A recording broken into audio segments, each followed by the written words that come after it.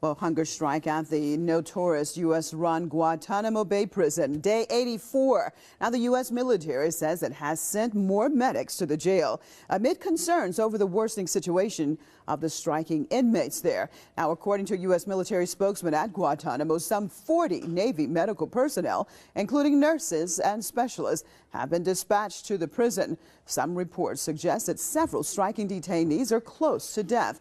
American officials say 100 of the 166 inmates are striking, but according to the prisoners' lawyers, about 130 inmates are actually refusing food. Now, they're protesting their indefinite detention. Most of the 166 Gitmo terror suspects have been in jail since the early 2000s without being charged are put on trial. Back in 2009, President Barack Obama promised to close the prison, but 4 years later, the controversial prison is still open. Let's switch over to Sonoma, California, joined by online columnist, Mr. Alan Rowland. Thank you so much for being with us. We're looking at this. It's almost a tragedy in the making.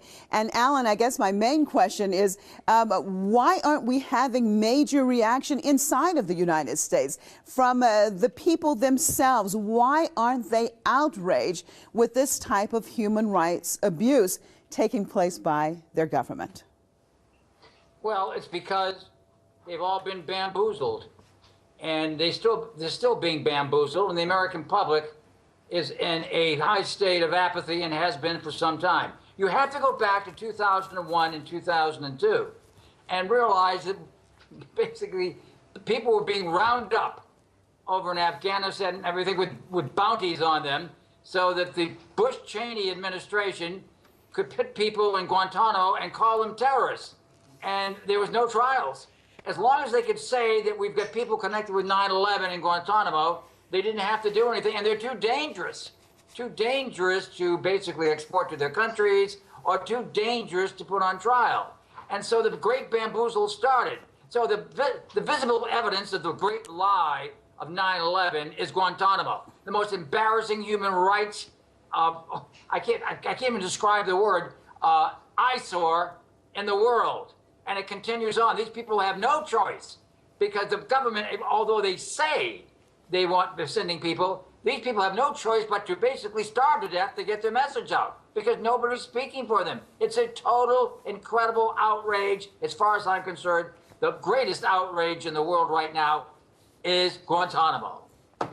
Well, now, what do you think that it will take? Because, as you said, it's the greatest outrage probably in the world right now. And yet we know the mainstream media is barely covering it, definitely not covering it in the way that if this was happening in another country, for example, such as Iran or others, the way they would be covering. So what needs to be done in order to get the message out that the majority of people probably in the world really do not understand how critical this situation is in Guantanamo? Well, first of all, the mainstream media is in bed with the hypocrisy. Come on. The only people making money right now in the world is the stock market, and then people have been left out.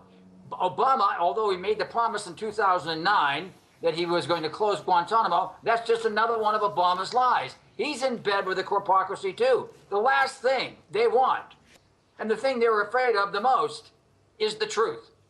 And the truth of Guantanamo is that very few of them already are basically guilty of anything.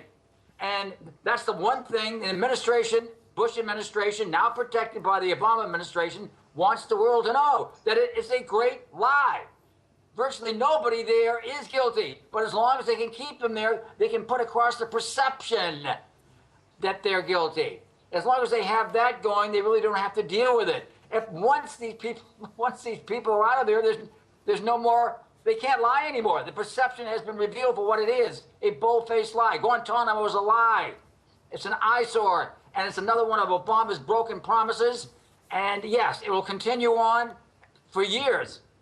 Regardless of who dies, it's because it serves the hypocrisy and it serves the Obama administration and most certainly the Bush-Cheney administration. They're all in bed together in this. All right, well, thank you so much for being with us out of Sonoma, California. Online columnist, Mr.